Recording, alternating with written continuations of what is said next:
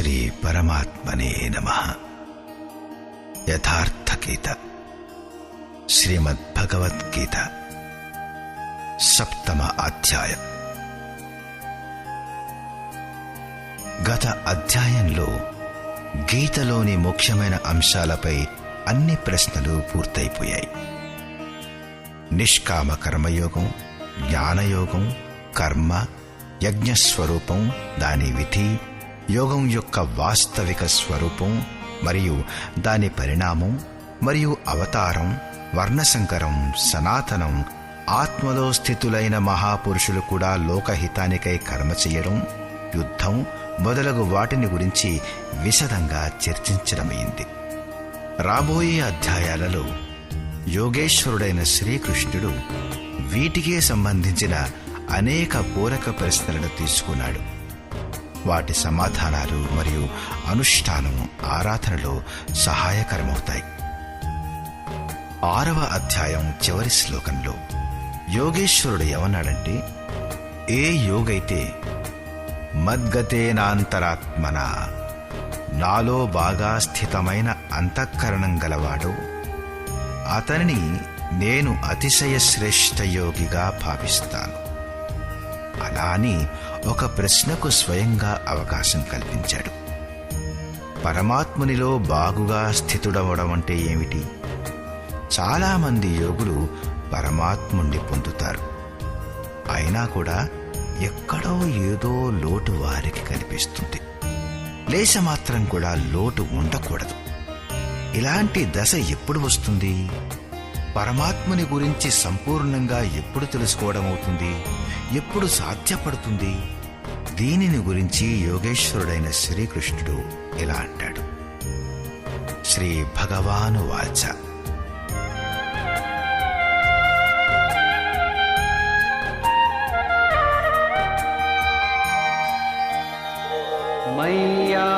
మయ్యాసక్తమనాః పార్థ యోగం యుంజన్మదాశ్రయః అసంశయం సమగ్రం మాం యథా జ్ఞాస్యసి తచ్ఛృణు. పార్థ, బయటి విషయాల పట్లగాక నీవు నా పట్ల ఆసక్తిగల మనస్సు గలవాడవై, మదాశ్రయ అంటే మత్పరాయణుడువై, నా పరాయణుడువై యోగం యొక్క ఆచరణ చేస్తూ కర్మను వదిలేసి కాదు, సంశయరహితుడవై నన్ను తెలుసుకునే విధానం గురించి విను. దానిని తెలుసుకున్న తర్వాత కొంచెం కూడా సంశయం ఉండదు. విభూతుల యొక్క ఆ సమగ్ర జ్ఞానం గురించి తిరిగి ఇలా అంటాడు.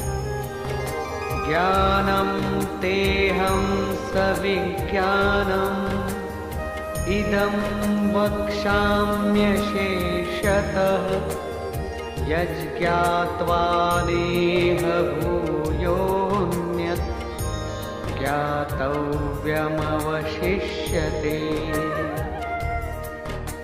నేను నీకోసం ఈ జ్ఞానాన్ని విజ్ఞాన సహితంగా సంపూర్ణంగా చెబుతాను.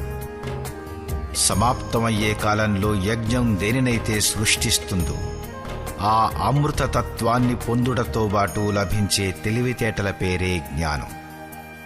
పరమతత్వమైన పరమాత్ముడి ప్రత్యక్షానుభూతియే జ్ఞానం. మహాపురుషులకు సర్వత్రా ఒకేసారి పనిచేయుటకై ఏ సామర్థ్యమైతే లభిస్తుందో అదే విజ్ఞానం. ఆ ప్రభువు ఒకేసారి అందరి హృదయాలలోనూ ఎలా పనిచేస్తాడు? ఏ ప్రకారంగా అతను కూర్చోబెడతాడు, లేపుతాడు, మరియు ప్రకృతి యొక్క ద్వంద్వాల నుండి వెలికి తీసి స్వస్వరూపం వరకు గల దూరాన్ని అధిగమింపచేస్తాడు? అతని యొక్క ఈ కార్యప్రణాళిక పేరే విజ్ఞానం. ఈ విజ్ఞాన సహితంగా జ్ఞానాన్ని సంపూర్ణంగా చెబుతారు. దానిని తెలుసుకుంటే, వినడం మాత్రమే కాదు, తెలుసుకుంటే ప్రపంచంలో ఇంకా దేనిని గురించి తెలుసుకోవలసింది ఉండదు. తెలుసుకోగల వారి సంఖ్య చాలా తక్కువ.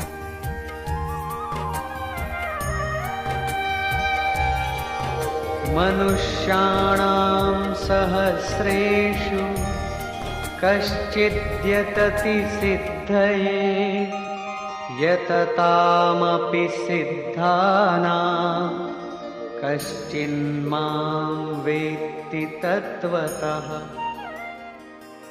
వేల మంది మనుష్యులలో ఎవడో ఒక్కడే నన్ను పొందుటకై ప్రయత్నిస్తాడు. అలా ప్రయత్నం చేసేవారిలో కూడా ఎవరో దుర్లభమైన ఒక్క పురుషుడే నన్ను తత్వంతో సాక్షాత్కారంతో పాటు తెలుసుకుంటాడు. ఇప్పుడు సమగ్రమైన తత్వం ఎక్కడుంది? ఒక స్థానంలో పిండరూపంలో ఉందా, లేక సర్వత్రా వ్యాప్తమై ఉందా? అప్పుడు యోగేశ్వరుడు శ్రీకృష్ణుడు అంటాడు,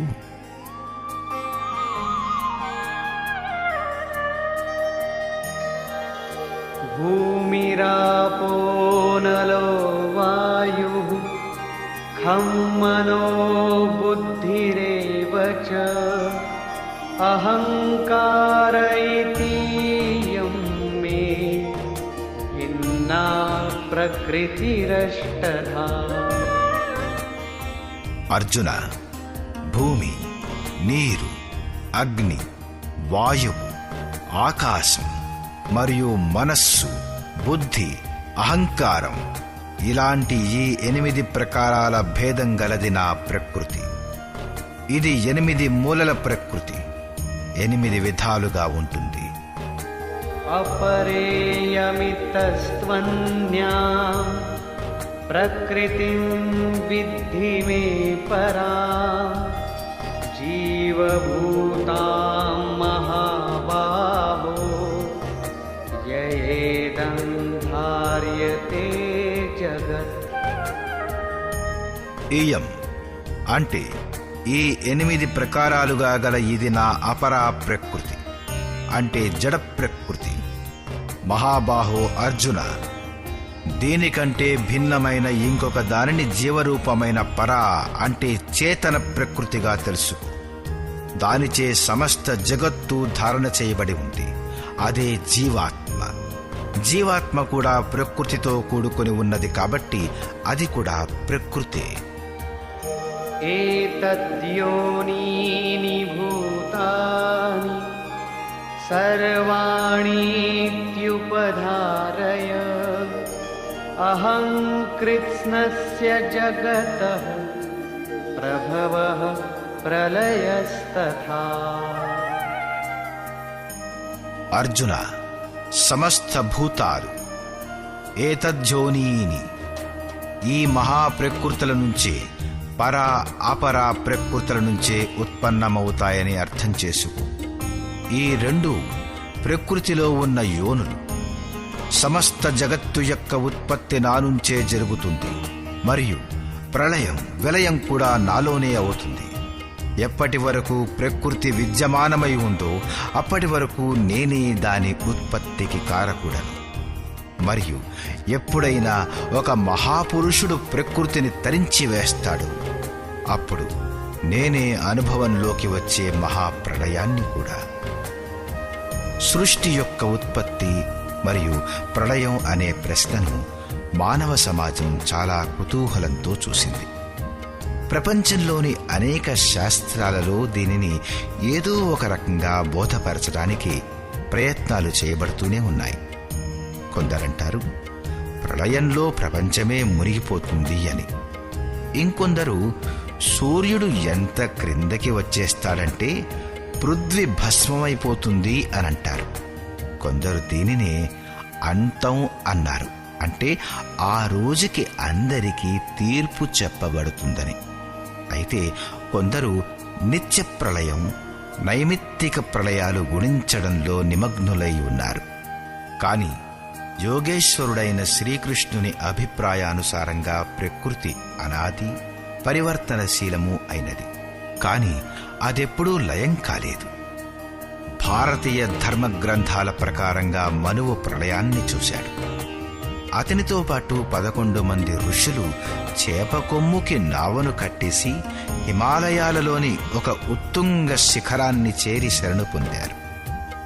లీలాకారుడైన శ్రీకృష్ణుని ఉపదేశాలు మరియు జీవనానికి సంబంధించి అతని సమకాలీన శాస్త్రం భాగవతంలో మృకండముని పుత్రుడు మార్కండేయుని ద్వారా ప్రళయాన్ని కళ్లకు కట్టినట్లుగా వివరించడం జరిగింది. అతను హిమాలయాలకు ఉత్తర భాగాన పుష్పభద్రా నది ఒడ్డున ఉండేవాడు. భాగవతం యొక్క 12వ స్కందంలోని 8 మరియు 9వ అధ్యాయాలలో శౌనకాది ఋషులు సూత మహర్షిని అడిగారు. మార్కండేయుడు మహాప్రళయకాలంలోని మర్రియాకుపై భగవంతుడైన బాలముకుందుణ్ణి దర్శనం చేసుకున్నాడు. అతను మా వంశంలోని వాడే, మాకన్నా కొద్దిగా పూర్వపువాడు. అతని జన్మ తరువాత ఎలాంటి ప్రళయం జరగలేదు మరియు సృష్టిలో ఎలాంటి మార్పు లేదు. అన్నీ యథాతథంగానే ఉన్నాయి. అలాంటప్పుడు అతను ఎలా ప్రళయాన్ని చూశాడు? సూత మహర్షి చెప్పాడు. మార్కండేయుని యొక్క ప్రార్థనలచే ప్రసన్నులైన నరనారాయణులు అతనికి దర్శనమిచ్చారు. మార్కండేయుడు ప్రార్థించాడు. దేని వలననైతే ప్రేరితమై ఈ ఆత్మ అనంత యోనులలో భ్రమణం చేస్తుందో అటువంటి మీ మాయను నేను చూడాలని కోరుకుంటున్నాను. భగవంతుడు అతని ప్రార్థనను అంగీకరించాడు. అతడు భగవంతుని చింతనలో తన్మయుడై ఉండగా అతనేం చూశాడంటే, 4 వైపుల నుంచి సముద్రం పొంగుతూ అతని పైకి రాసాగింది. దానిలో మొసళ్ళు ఎగిరెగిరి పడుతున్నాయి. వాటి పట్టులోకి మార్కండేయ ఋషి కూడా వస్తున్నాడు. అతను స్వరక్షణకై ఇటు అటు పరిగెడుతున్నాడు. ఆకాశం, సూర్యుడు, పృథ్వీ, చంద్రుడు, స్వర్గం, జ్యోతిర్మండలం అన్నీ ఆ సముద్రంలో మునిగిపోయాయి. అంతలోనే మార్కండేయునికి ఒక మర్రియాకు, దానిపై ఒక శిశువు కనిపించారు. శ్వాసతో పాటుగా మార్కండేయుడు ఆ శిశువు ఉదరంలోనికి వెళ్ళిపోయాడు. తన ఆశ్రమాన్ని, సూర్యమండలం సహితంగా మొత్తం సృష్టిని యథాతథంగా అతను చూశాడు. మళ్లీ శ్వాసతో పాటుగా అతను ఆ శిశువు ఉదరంలో నుంచి బయటికి వచ్చేశాడు. కళ్ళు తెరిచేటప్పటికీ మార్కండేయుడు తన్ను తన ఆశ్రమంలో తన ఆసనంపైనే ఉండటం చూశాడు. దీనివల్ల స్పష్టమయ్యేదేమిటంటే, కోట్ల సంవత్సరాల భజన పెదప ఆ ముని ఈశ్వరీయ దృశ్యాన్ని తన హృదయంలో చూశాడు, అనుభవంలో చూశాడు. బయట అన్నీ యథాతథంగా ఉన్నాయి. కాబట్టి ప్రళయమనేది యోగి యొక్క హృదయంలో ఈశ్వరుని ద్వారా లభించే అనుభూతి. భజన పూర్తి కాలంలో యోగి యొక్క హృదయంలో ప్రపంచం యొక్క ప్రవాహం నశించి అవ్యక్త పరమాత్ముడే మిగులుతాడు. అదే ప్రళయమనేది. బయట ప్రళయమనేది జరగదు. శరీరం ఉంటూ ఉండగానే అద్వైతం యొక్క ఒక అనిర్వచనీయ స్థితిని మహాప్రళయమంటారు. ఇది క్రియాత్మకం. కేవలం బుద్ధితో నిర్ణయించడం వలన భ్రమ పుడుతుంది. మీకైనా నాకైనా. ఇంకా చూద్దాం.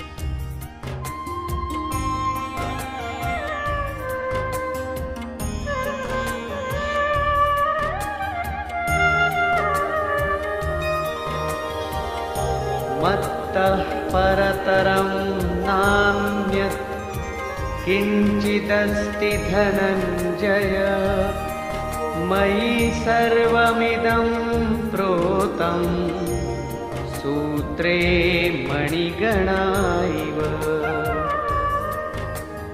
ధనంజయ, నన్ను తప్పించి కించిన్ మాత్రం కూడా ఇంకో వస్తువంటూ లేదు. ఈ సంపూర్ణ జగత్తు దారంలో మణుల్లాగా నాలో గుచ్చబడింది.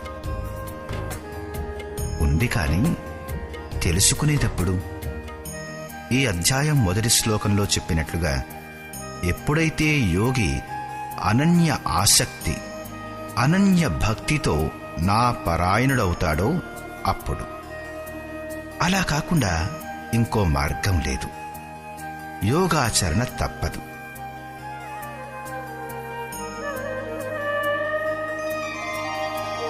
రసోహమప్సు కౌంతేయ ప్రభాస్మి శశి సూర్యయోః ప్రణవః సర్వవేదేషు శబ్దః सखे पौरुषं नृषु।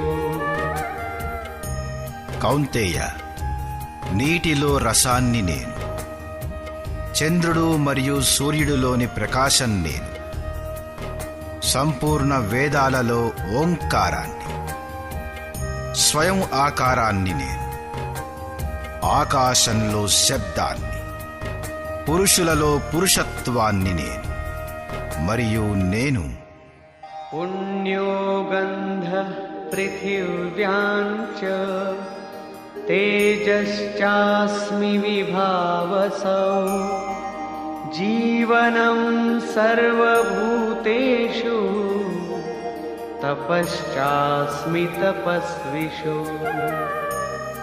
పృథ్వీలో పవిత్ర సువాసన మరియు అగ్నిలోని తేజాన్ని నేను, సమస్త జీవులలో జీవాన్ని, తపస్సులలోని తపస్సు నేనే. బీజం మాం సర్వభూతానాం విద్ధి పార్థ సనాతనం బుద్ధిర్బుద్ధిమతామస్మి తేజస్తేజస్వినామహం. పార్థ, సమస్త భూతాలకు సనాతన కారణం అంటే బీజాన్ని నేనే అని నీవు తెలుసుకో. బుద్ధిమంతులలో బుద్ధిని మరియు తేజస్సులలోని తేజాన్ని నేనే. ఇదే క్రమంలో యోగేశ్వరుడైన శ్రీకృష్ణుడంటాడు,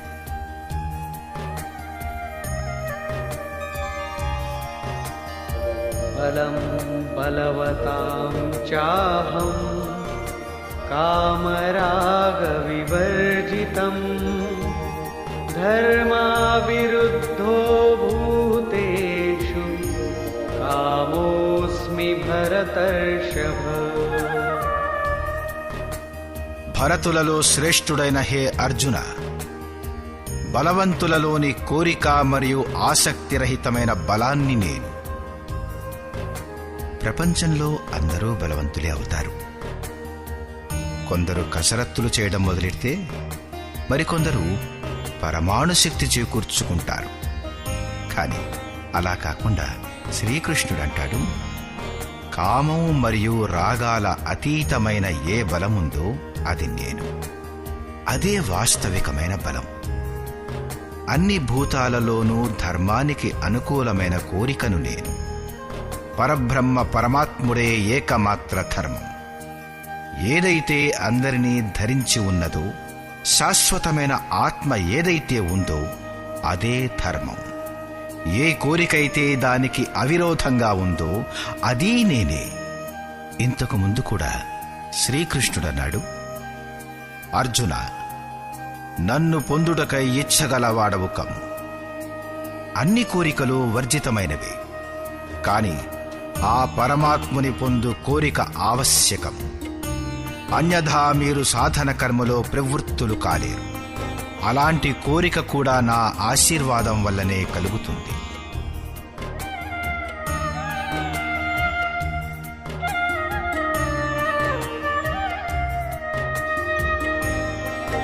ये चैव सात्विका भावा राजसास्तामसाश्च ये मत्त एवेति तान् विद्धि नत्वहं तेषु ते मयि. మరియు సత్వగుణంచే ఉత్పన్నమయ్యే భావన, రజోగుణం మరియు తమోగుణాల ద్వారా ఉత్పన్నమయ్యే భావనలు అన్నింటినీ నా నుంచి ఉత్పన్నమయ్యే వాటిగానే తెలుసు.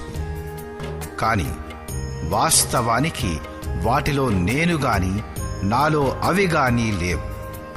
ఎందుకంటే నేను వాటిలో మునిగిపోలేదు, అవి నాలో ప్రవేశించలేవు. ఎందుకంటే నాకు కర్మ యొక్క స్పృహ లేదు. నేను నిర్లిప్తుడను, నాకు వీటి నుండి ఏమీ అక్కర్లేదు.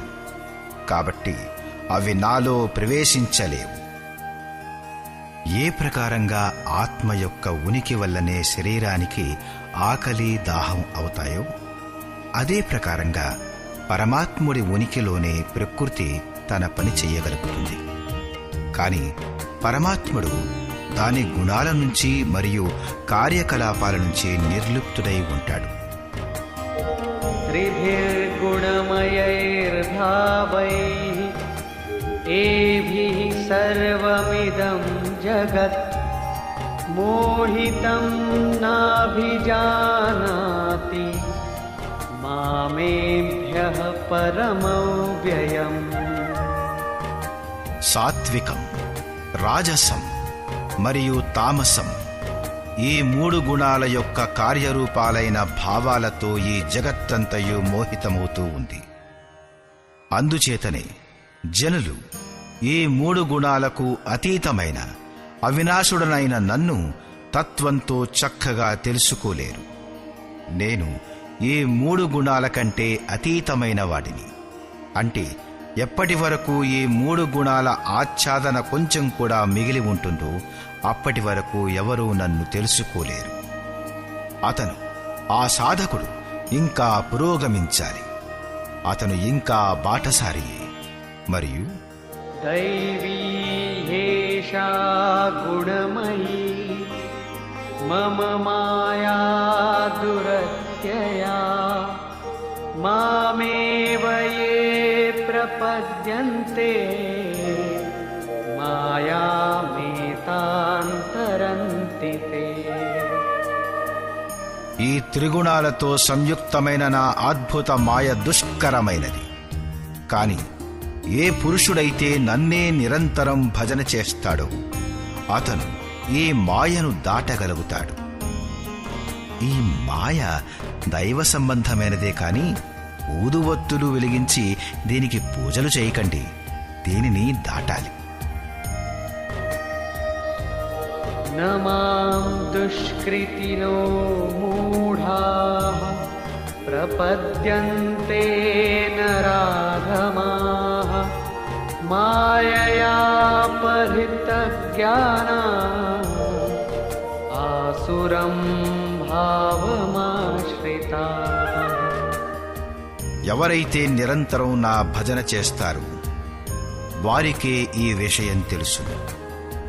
అయినా లోకులు భజన చెయ్యరు. ఎవరి జ్ఞానమైతే మాయ ద్వారా అపహరించబడిందో, ఎవరైతే ఆసురీ స్వభావాన్ని ధారణ చేసి ఉన్నారో, ఎవరైతే మనుష్యులలో అధములు కామక్రోధాది దుష్కర్మలను చేస్తారో అటువంటి మూఢులు నా భజన చెయ్యరు. మరి భజన చేసేదెవరు? चतुर्विधा भजन्ते मां जनाः सुकृतिनोऽर्जुन आर्तो जिज्ञासुरर्थार्थी ज्ञानी च भरतर्षभ. భరతులలో శ్రేష్ఠుడైన హే అర్జున, సుకృతినః ఉత్తమం అంటే నియతకర్మ చేసేవారు, అర్ధార్థి అంటే సకాములు, ఆర్తః అంటే దుఃఖాల నుంచి ముక్తిని కోరుకునేవారు, జిజ్ఞాసు అంటే ప్రత్యక్షంగా తెలుసుకోవాలనే కోరిక గలవాడు, మరియు జ్ఞానులు అంటే ప్రవేశం పొందే స్థితిలో ఉన్నవారు. ఈ 4 రకాల భక్తులు నన్ను భజిస్తారు. అర్థం అంటే దేని వలననైతే మన శరీరానికి లేక దానికి సంబంధించిన కోరికలు పూర్తవుతాయో ఆ వస్తువు. కాబట్టి అర్థ కోరికలు అన్నీ ఆ భగవంతుని ద్వారా ముందే పూర్తవుతాయి. శ్రీకృష్ణుడంటాడు, నేనే పూర్తి చేస్తాను. కాని అర్థ అంటే వాస్తవానికి ఇంతే కాదు, ఆత్మ యొక్క సంపత్తే స్థిర సంపత్తి. అదే అసలైన అర్థం. ప్రాపంచిక అర్థం పూర్తి చేస్తూ చేస్తూ భగవంతుడు వాస్తవిక అర్థం ఆత్మిక సంపత్తి వైపుకు నడిపిస్తాడు. ఎందుకంటే ఇంతటితోనే తన భక్తుడు సుఖం పొందలేడని అతనికి తెలుసు. కాబట్టి అతను ఆత్మిక సంపత్తిని కూడా ఇవ్వడం మొదలు పెడతాడు. లోకలాహు పరలోక నిబాహు, లోకంలో లాభం మరియు పరలోకంలో నిర్వాహం, ఈ రెండూ భగవంతుని వస్తువులు. తన భక్తుణ్ణి వట్టిగా వదిలివేయడు. ఆర్త అంటే దుఃఖించేవారు. జిజ్ఞాసు సమగ్రంగా తెలుసుకోవాలనే కోరిక గలవారు.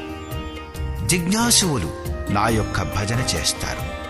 సాధన యొక్క పరిపక్వ అవస్థలో దిగ్దర్శనం అంటే ప్రత్యక్ష దర్శనం చేసే దశలో గల జ్ఞానులు కూడా నా భజన చేస్తారు. ఈ ప్రకారంగా 4 రకాల భక్తులు నా భజన చేస్తారు. వారిలో జ్ఞానులు శ్రేష్ఠులు. అంటే జ్ఞానులు కూడా భక్తులే. వీరందరిలో కూడా తేషాం జ్ఞానీ నిత్యయుక్త ఏకభక్తిర్విశిష్యతే ప్రియో హి జ్ఞానినోత్యర్థం అహం సచ మమ ప్రియః. అర్జున, వారిలో కూడా నిత్యం నాలో ఏకీభావంతో స్థితులైన అనన్య భక్తులైన జ్ఞానులు విశిష్టమైన వారు. ఎందుకంటే సాక్షాత్కార సహితంగా తెలుసుకునే జ్ఞానులకు నేను అత్యంత ప్రియుడను. మరియు ఆ జ్ఞానులు కూడా నాకు అత్యంత ప్రియులు. ఆ జ్ఞాని నా స్వరూపం కలవాడే. ఉదారాః సర్వ ఏవైతే జ్ఞానీ త్వాత్మైవ మే మతం ఆస్థితః స హి యుక్తాత్మా మామేవానుత్తమాం గతిం. ఆ 4 రకాల భక్తులు ఉదారులే. ఏ ఉదారత చూపించారు? మీరు భక్తి చూపడం వలన దేవుడికేమైనా లాభమా? భగవంతుడిలో ఏదైనా తక్కువ ఉంది గనకనా? ఆ లోటును మీరు పూడుస్తారా? అలా కాదు. వాస్తవానికి ఎవడు తన ఆత్మను అధోగతిలో పడయ్యక దాన్ని ఉద్ధరించడానికై అగ్రసరుడవుతాడో అతనే ఉదారుడు. ఈ ప్రకారం వారందరూ ఉదారులే. అయినా కాని జ్ఞానులు మాత్రం సాక్షాత్తు నా స్వరూపులే. అలా అని నేను భావిస్తాను. ఎందుకంటే ఆ స్థిర బుద్ధి గల జ్ఞానులైన భక్తులు సర్వోత్తమ గతి స్వరూపమైన నాలోనే స్థితులై ఉంటారు. అంటే వారే నేను, నాలో వారుంటారు. నాలోనూ వారిలోనూ ఏ భేదం లేదు. దీనిపై మళ్ళీ నొక్కి చెప్పాడు. బహూనాం జన్మనామంతే జ్ఞానవాన్ మాం ప్రపద్యతే వాసుదేవః సర్వమితి సమహాత్మా సుదుర్లభః. అభ్యాసం చేస్తూ చేస్తూ చాలా జన్మల తర్వాత చివరి జన్మలో పరమాత్ముణ్ణి పొందే జన్మలో సాక్షాత్కారాన్ని పొందిన జ్ఞానులు అంతా వాసుదేవమయం అంటూ నా భజన చేస్తారు. అటువంటి మహాత్ములు చాలా అరుదు. అతను ఏ వాసుదేవుని ప్రతిమను ప్రతిష్ఠించడు, కాని తనలోనే ఆ పరమదేవుడు ఉండటాన్ని చూస్తాడు. ఆ జ్ఞానినే, ఆ మహాత్ముణ్ణే శ్రీకృష్ణుడు తత్వదర్శకుడని కూడా అంటాడు. ఇలాంటి మహాపురుషుల వల్లనే బయటి సమాజానికి కళ్యాణం జరుగుతుంది. ఇటువంటి ప్రత్యక్ష తత్వదర్శకుడైన మహాపురుషుడు శ్రీకృష్ణుని దృష్టిలో చాలా అరుదు. శ్రేయం మరియు ప్రేయం అంటే ముక్తి మరియు భోగాలు, ఈ రెండూ భగవంతుని వలనే దొరుకుతాయి. అలాంటప్పుడు అందరూ భగవంతుని భజన చేయాల్సి ఉంది. కానీ లోకులు అతనిని భజించరు. ఎందువలన? శ్రీకృష్ణుడి మాటల్లోనే.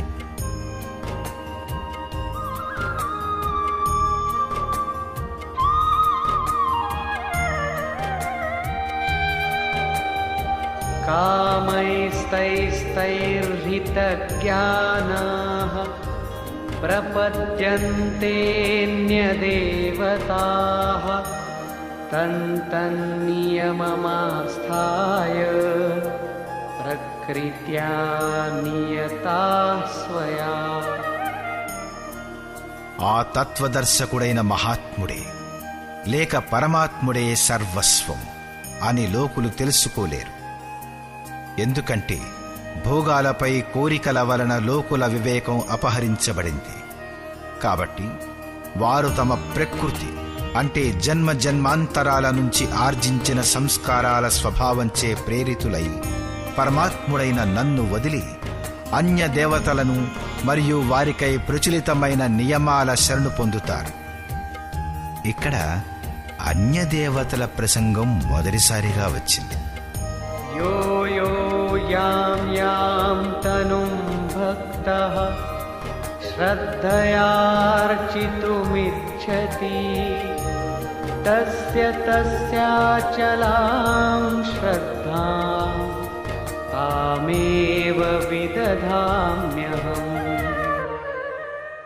ఏ ఏ కోరికలు గల భక్తులు ఏ ఏ దేవతల స్వరూపాన్ని శ్రద్ధతో పూజిస్తారో నేను అదే దేవత రూపం పట్ల వారి శ్రద్ధను స్థిరపరుస్తాను. నేనే స్థిరపరుస్తాను. ఎందుకంటే ఆ దేవత పేరు గల వస్తువు అంటూ ఉంటే కదా, ఉంటే ఆ దేవతే శ్రద్ధను స్థిరం చేసుకునేది కదా. सतया श्रद्धया युक्तः तस्याराधनमीहते लभते च ततः कामान् मयैव विहितान् हितान्. ఆ పురుషుడు అటువంటి శ్రద్ధతో యుక్తుడై ఆ దైవీ విగ్రహాన్ని పూజించడానికి తత్పరుడవుతాడు మరియు ఆ దేవత మాధ్యమంగా నా ద్వారా నిర్మితమైన ఆ కోరుకున్న భోగాల్ని నిస్సందేహంగా పొందుతాడు. భోగాలు ఎవరిస్తారు? నేనే ఇస్తాను. అతని శ్రద్ధ యొక్క పరిణామమే ఆ భోగాలు, కాని ఏ దేవత ఇచ్చినవి కావు. అతను ప్రతిఫలాన్ని పొందుతాడు కదా. ఇందులో తప్పేముంది? శ్రీకృష్ణుడంటాడు,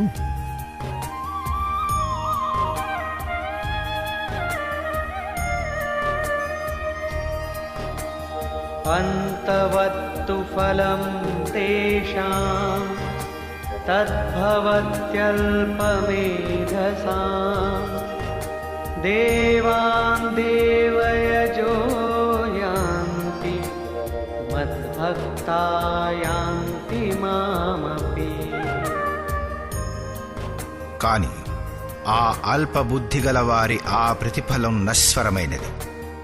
ఈనాడు ప్రతిఫలం ఉంది, కాని అనుభవిస్తూ ఉంటే వినష్టమైపోతుంది. కాబట్టి అది నశించిపోయేది. దేవతలను పూజించువారు దేవతలనే పొందుతారు. అంటే దేవత కూడా నశించున్నది. దేవతల నుంచి మొదలుకొని యావన్మాత్ర జగత్తంతయు పరివర్తనశీలము మరియు మరణధర్మం గలది. నా భక్తుడు నన్నే పొందుతాడు. ఏదైతే అవ్యక్తమో అలాంటి నైష్ఠిక పరమశాంతినే పొందుతాడు. 3వ అధ్యాయంలో యోగేశ్వరుడైన శ్రీకృష్ణుడన్నాడు, ఈ యజ్ఞం ద్వారా మీరు దేవతలను అంటే దైవీ సంపదను ఉన్నతం చెయ్యండి. ఎలా దైవీ సంపద యొక్క ఉన్నతి అవుతుందో అదే మీ ఉన్నతి. క్రమంగా ఉన్నతి చెందుతూ చెందుతూ పరమశ్రేయాన్ని పొందండి. ఇక్కడ దేవతలంటే ఆ దైవీ సంపద యొక్క సమూహం. దాని వలన పరమదేవుడైన పరమాత్ముని దైవత్వం ఆర్జించబడుతుంది. దైవీ సంపద మోక్షానికి అవసరం. దాని యొక్క 24 లక్షణాల నిరూపణ గీత యొక్క 16వ అధ్యాయంలో చేయబడింది. దేవత హృదయంలోని అంతరంగంలో పరమదేవుడైన పరమాత్ముని యొక్క దైవత్వాన్ని ఆర్జించి పెట్టే సద్గుణాల పేరు. ఇది లోపలి వస్తువైనా సరే, తరువాతి కాలంలో లోకులు లోపలి వస్తువును బయట చూడటం ప్రారంభించారు. విగ్రహాల్ని స్థాపించారు, కర్మకాండలను రచించారు, వాస్తవికత నుంచి దూరమైపోయారు.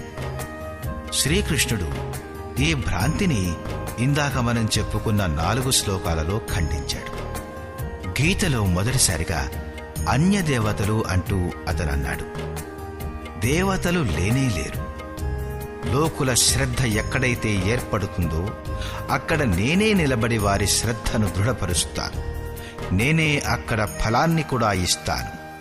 ఆ ఫలం కూడా నశ్వరమైనది. ప్రతి ఫలం వినష్టమైపోతుంది. దేవతలు నష్టమైపోతారు, మరియు దేవతలను పూజించువారు కూడా నష్టమైపోతారు. ఎవరి వివేకమైతే నష్టమైపోతుందో అలాంటి మూఢబుద్ధి గలవారే అన్యదేవతల్ని పూజిస్తారు. శ్రీకృష్ణుడు ఇంకా ఏమంటాడంటే, అన్యదేవతలను పూజించే విధానమే అయుక్తి సంగతమైంది.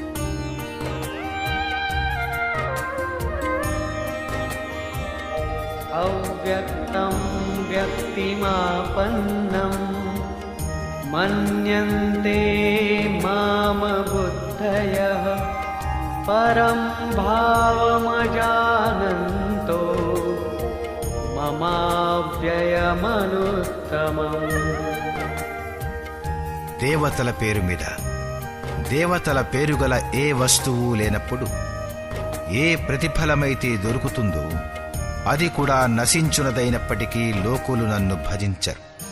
ఎందుకంటే బుద్ధిహీనులైన పురుషులు, అంటే కోరికల ద్వారా ఎవరి జ్ఞానమైతే అపహరించబడిందో వారు, అట్టి పురుషులు నా సర్వోత్తమ అవినాశీ పరమ ప్రభావాన్ని తెలుసుకోలేరు. కాబట్టి వారు అవ్యక్త పురుషుడనైన నన్ను వ్యక్తిభావాన్ని పొందినవానిగా అనుకుంటారు, మనుష్యుడననుకుంటారు. అంటే శ్రీకృష్ణుడు శరీరధారి అయిన యోగి, యోగేశ్వరుడు. ఎవరైతే స్వయంగా యోగో మరియు ఇతరులకు కూడా యోగాన్ని ప్రదానం చేయగల సామర్థ్యం ఎవరి దగ్గర ఉంటుందో వారిని యోగేశ్వరుడు అంటారు. సాధన యొక్క సరైన దారిలో క్రమంగా ఉత్థానమవుతూ మహాపురుషుడు కూడా ఆ పరమభావంలో స్థితుడైపోతాడు. శరీరధారులై ఉంటూ కూడా వారు అదే అవ్యక్త స్వరూపంలో స్థితులైపోతారు. అయినా గాని కోరికలచే వివశులైన మందబుద్ధిగల లోకులు అతన్ని సాధారణ వ్యక్తిగానే భావిస్తారు. అతను మనలాగే పుట్టాడు, భగవంతుడెలా అవుతాడు అని అనుకుంటారు. అలాంటి వారి దోషం ఏమిటి? దృష్టికి మొదట శరీరమే కనిపిస్తుంది. వారు మహాపురుషుని వాస్తవిక స్వరూపాన్ని ఎందుకు చూడలేరు? యోగేశ్వరుడైన శ్రీకృష్ణుడంటాడు,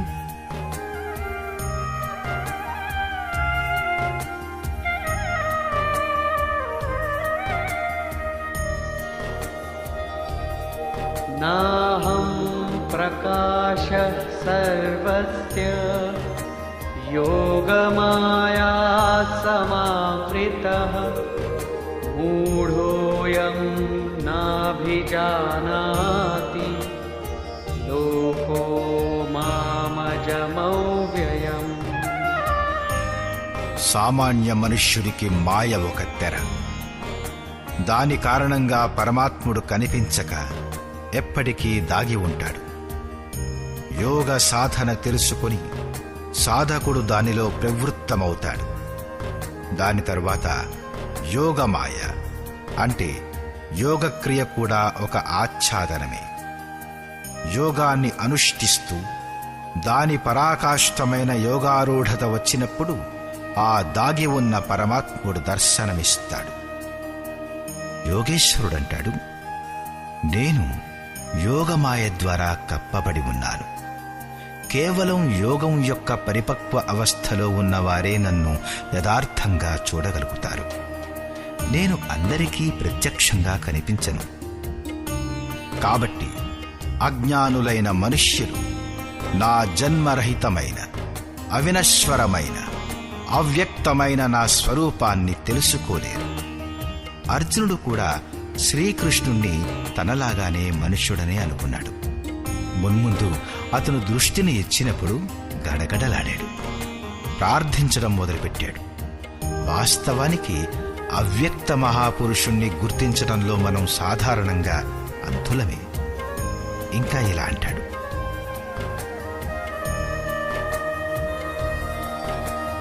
వేదాహం సమతీతాని వర్తమానాని చార్జున भविष्याणि च भूतानि मां तु वेद न कश्चन। అర్జున, ఇంతకు ముందున్న ప్రాణులు, వర్తమానంలోనూ మరియు భవిష్యత్తులోనూ పుట్టబోయే సమస్త ప్రాణులు నాకు తెలుసు. కాని నన్ను ఎవ్వరూ తెలుసుకోలేరు. ఎందుకు తెలుసుకోలేరు? इच्छाद्वेष समुत्थेन द्वन्द्वमोहेन भारत सर्वभूतानि सम्मोहं सर्गे यान्ति परन्तप। భరతవంశీయుడవైన అర్జున, కోరికలు మరియు ద్వేషం అంటే రాగద్వేషాది ద్వంద్వాలచే ప్రపంచంలోని సమస్త ప్రాణులు అత్యంత మోహాన్ని పొందుతున్నారు. కాబట్టి నన్ను తెలుసుకోలేరు. అయితే ఎవరూ తెలుసుకోలేరా? దీని గురించి యోగేశ్వరుడైన శ్రీకృష్ణుడు ఇలా అంటాడు: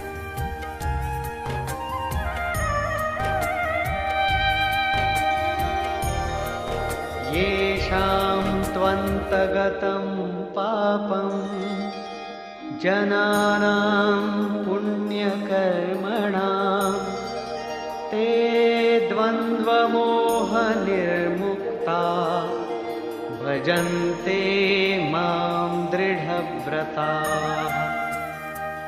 కాని పుణ్యకర్మను, ఏదైతే ప్రాపంచిక సంస్కారాలను అంతం చేస్తుందో, దేని పేరైతే కార్యం కర్మ అనబడిందో, దేని పేరు నియత కర్మ, యజ్ఞము యొక్క ప్రక్రియ అని చెప్పి దేనినైతే విశదపరిచానో ఆ కర్మ చేయు భక్తుల పాపం వినష్టమైపోతుంది. అటువంటి వారు రాగద్వేషాది ద్వంద్వామోహం నుంచి చక్కగా ముక్తులై ధ్యానంలో దృఢంగా ఉంటూ నా భజన చేస్తారు. ఎందుకని భజన చేస్తారు? जरामरणमोक्षाय मामाश्रित्य यतन्ति ये ते ब्रह्म तद्विदुः कृत्स्नम् अध्यात्मं कर्म चाखिलम्। ఎవరైతే నా శరణుజొచ్చి జరా మరణాల నుంచి ముక్తి పొందడానికై ప్రయత్నం చేస్తారో ఆ పురుషులు ఆ బ్రహ్మను, సంపూర్ణ ఆధ్యాత్మిక తత్వము మరియు సంపూర్ణ కర్మను గురించి తెలుసుకుంటారు. సాధిభూతాధిదైవం మాం సాధియజ్ఞం చ యే విదుః ప్రయాణకాలేపి చ మాం తే విదుర్యుక్తచేతసః। ఏ పురుషుడైతే అధిభూతం, అధిదైవం మరియు అధియజ్ఞాల సహితంగా నన్ను తెలుసుకుంటాడు, నాలో సమాహితమైన చిత్తం గలవాడవుతాడో ఆ పురుషుడు అంతిమ దశలో కూడా నన్నే తెలుసుకుంటాడు, నాలోనే స్థితుడై ఉంటాడు, ఎల్లప్పుడూ నాకు అందుబాటులో ఉంటాడు. 26వ, 27వ శ్లోకాలలో శ్రీకృష్ణుడు ఈ విధంగా చెప్పాడు: నన్నెవరూ తెలుసుకోలేరు, ఎందుకంటే వారు మోహగ్రస్తులై ఉన్నారు. కాని ఎవరైతే ఆ మోహం నుంచి ముక్తికై ప్రయత్నశీలురై ఉంటారో వారు సంపూర్ణ బ్రహ్మను, సంపూర్ణ ఆధ్యాత్మికతను, సంపూర్ణ కర్మను, సంపూర్ణ అధిభూతాన్ని, సంపూర్ణ అధిదైవాన్ని, సంపూర్ణ అధియజ్ఞం సహితంగా నన్ను తెలుసుకుంటారు. అంటే వీటన్నిటికీ పరిణామం నేనే, అంటే సద్గురువే. వారే నన్ను తెలుసుకుంటారు, ఎవరూ నన్ను తెలుసుకోలేరని కాదు. సారాంశం: 7వ అధ్యాయంలో యోగేశ్వరుడు శ్రీకృష్ణుడు చెప్పాడు: అనన్యభావంతో నాకు సమర్పితమై నా ఆశ్రితులై ఎవరైతే యోగాన్ని ఆచరిస్తారో వారు సమగ్రంగా నన్ను తెలుసుకుంటారు. నన్ను తెలుసుకునేందుకు వేలాది మందిలో ఎవరో ఒక్కరే ప్రయత్నం చేస్తారు. ప్రయత్నం చేసేవారిలో కూడా ఎవరో ఒక్కరే తెలుసుకోగలరు. అతడు నన్ను పిండ రూపంలో ఏదో ఒక దేశానికి చెందినవానిగా కాకుండా సర్వత్రా వ్యాప్తమై ఉన్నట్లు చూస్తాడు. 8 భేదాలు గలదై నా జడ ప్రకృతి ఉంది, మరియు దీని అంతరాళంలో జీవరూపమైన నా చేతన ప్రకృతి ఉంది. ఈ రెండింటి సంయోగంతోనే ఈ జగత్తు నిలిచి ఉంది. తేజస్సు మరియు బలం నా వల్లనే లభిస్తాయి. రాగం మరియు కోరికలు లేని బలం, ధర్మానుకూలమైన కోరికను కూడా నేను. అలాగైతే కోరికలన్నీ కూడా వర్జింపబడేవి. కాని నన్ను పొందవలనని కోరుకొనుము. అలాంటి కోరిక కలగడం కూడా నా ప్రసాదమే. కేవలం పరమాత్మను పొందాలనే కోరికే ధర్మానుకూలమైన కోరిక. శ్రీకృష్ణుడన్నాడు, నేను 3 గుణాల కంటే అతీతమైన వాణ్ణి, పరమాన్ని స్పృశించి పరమభావంలో స్థితుడైన వాణ్ణి. కాని భోగాసక్తుడైన మూఢ పురుషుడు తిన్నగా నన్ను భజించక అన్య దేవతలను ఉపాసిస్తాడు. అయినా అక్కడ దేవతలు అనేవాళ్ళెవ్వరూ లేరు. రాళ్ళు, నీళ్లు, చెట్లు దేనిని వారు పూజించదలిచినా దానిలోనే వారి శ్రద్ధను నేను దృఢమూ స్థిరమూ చేస్తాను. వాని వెనక నిలబడి నేనే ప్రతిఫలాన్నిస్తాను. ఎందుకంటే అక్కడ ఏ దేవత లేదు. దేవతల వద్ద ఎలాంటి భోగమూ లేదు. లోకులు నన్ను సాధారణ మనుష్యుడననుకుని భజన చెయ్యరు. ఎందుకంటే నేను యోగ ప్రక్రియ ద్వారా కప్పబడి ఉన్నాను. అనుష్ఠానం చేస్తూ చేస్తూ యోగమాయను దాటిన వారే శరీరధారుడనైన నన్ను అవ్యక్త రూపంలోనే తెలుసుకుంటారు. నా భక్తులు 4 రకాలు: అర్థార్థి, ఆర్తుడు, జిజ్ఞాసు మరియు జ్ఞాని. చింతన చేస్తూ చేస్తూ అనేక జన్మల తర్వాత అంతిమ జన్మలో పరమాత్ముణ్ణి పొందు జ్ఞాని నా యొక్క స్వరూపుడే. అంటే అనేక జన్మలలో చింతన చేసి ఆ భగవత్ స్వరూపాన్ని పొందవచ్చును. రాగద్వేషాల మోహంలో కూరుకుపోయిన మనుష్యులు నన్ను ఎప్పటికీ తెలుసుకోలేరు. కాని రాగద్వేషాలచే రహితులై ఎవరైతే నియత కర్మ యొక్క చింతన చేస్తూ జరామరణాల నుంచి ముక్తి పొందాలని ప్రయత్నం చేస్తాడో ఆ పురుషుడు సంపూర్ణ రూపంతో నన్ను తెలుసుకుంటాడు. వారు సంపూర్ణ బ్రహ్మను, సంపూర్ణ ఆధ్యాత్మతత్వమును, సంపూర్ణ అధిదైవాన్ని, సంపూర్ణ కర్మను మరియు యజ్ఞంతో సహితంగా సంపూర్ణంగా నన్ను తెలుసుకుంటారు. వారు నాలో ప్రవేశిస్తారు మరియు చివరి కాలంలో కూడా నన్నే తెలుసుకుంటారు. అంటే మళ్ళీ ఎప్పుడూ విస్మృతి పొందరు, అంటే మరచిపోరు. ఈ అధ్యాయంలో పరమాత్ముణ్ణి సమగ్రంగా తెలుసుకునే వివరణ ఉంది. ఓం తత్సదితి. శ్రీమద్భగవద్గీతాసూపనిషత్సు బ్రహ్మ విద్యాయాం యోగశాస్త్రే శ్రీకృష్ణార్జున సంవాదే సమగ్ర బోధః నామ 7వ. ఈ ప్రకారంగా శ్రీమద్భగవద్గీత రూపమైన ఉపనిషత్తు మరియు బ్రహ్మ విద్య మరియు యోగ శాస్త్రమనే విషయంలో శ్రీకృష్ణుడు మరియు అర్జునుడి సంవాదంలో సమగ్ర బోధ అనే 7వ అధ్యాయం పూర్తయింది. ఇది శ్రీమత్ పరమహంస పరమానందస్య శిష్య స్వామి అడగడానంద కృతే శ్రీమద్భగవద్గీతాయాః యథార్థగీతా భాష్యే సమగ్ర బోధః నామ 7వ. ఈ ప్రకారంగా శ్రీమద్ పరమహంస పరమానంద గారి యొక్క శిష్యుడు స్వామి అడగడానంద గారిచే రచించబడిన శ్రీమద్ భగవద్గీత యొక్క భాష్యం యథార్థ గీతలో సమగ్ర బోధ అనే 7వ అధ్యాయం పూర్తయింది. హరి ఓం.